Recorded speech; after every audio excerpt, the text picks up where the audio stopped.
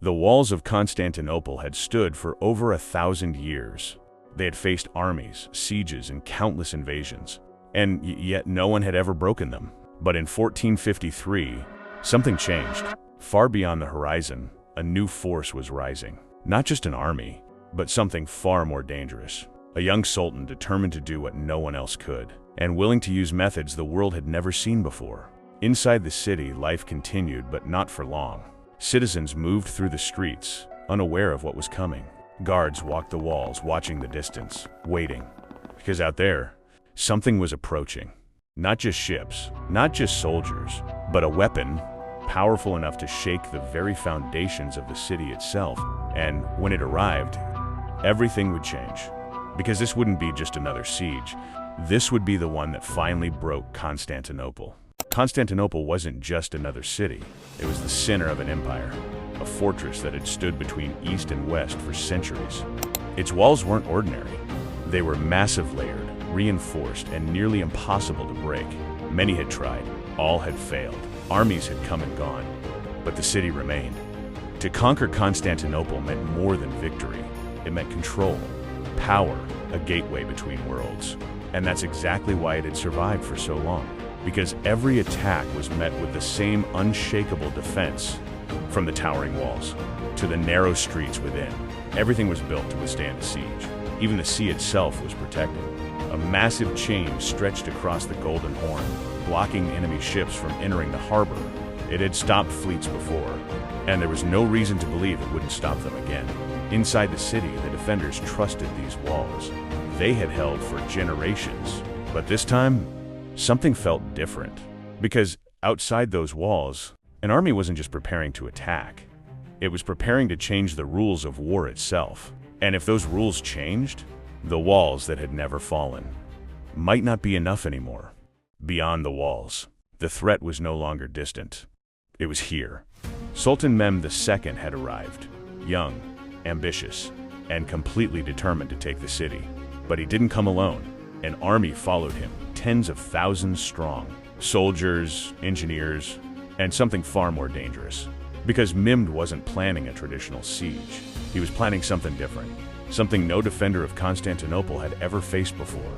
Across the fields outside the city, massive shapes began to take form, constructed piece by piece, slowly rising into position. At first they didn't seem like much, but as they grew, it became clear. These weren't ordinary weapons. They were cannons. Enormous, powerful, and designed for one purpose: to break the walls that had never fallen. Inside Constantinople, the defenders watched from above. They had seen sieges before, but not like this. Not with weapons capable of shaking the ground beneath their feet. Still, the walls had held for centuries, and many believed they would hold again. But as the final preparations were made, and the silence before the first attack settled in, one question remained. Would the walls survive? Or had their time finally run out? And then it began. The silence outside the city was shattered by a sound no one inside Constantinople had ever heard before. A deep, thunderous blast.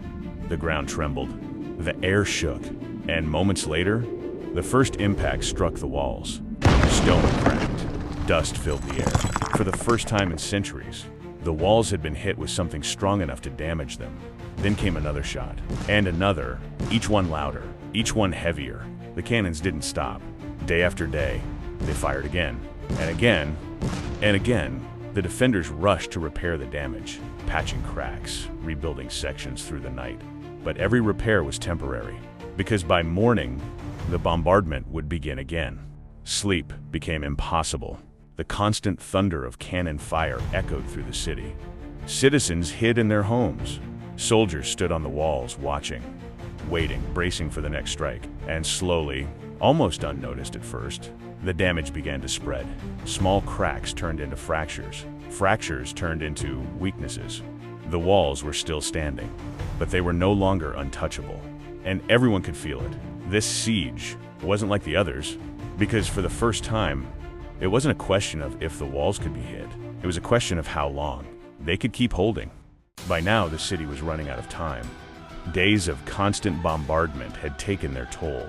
The walls still stood, but they were wounded. Each impact left its mark, and each night, The repairs became harder. The defenders were exhausted.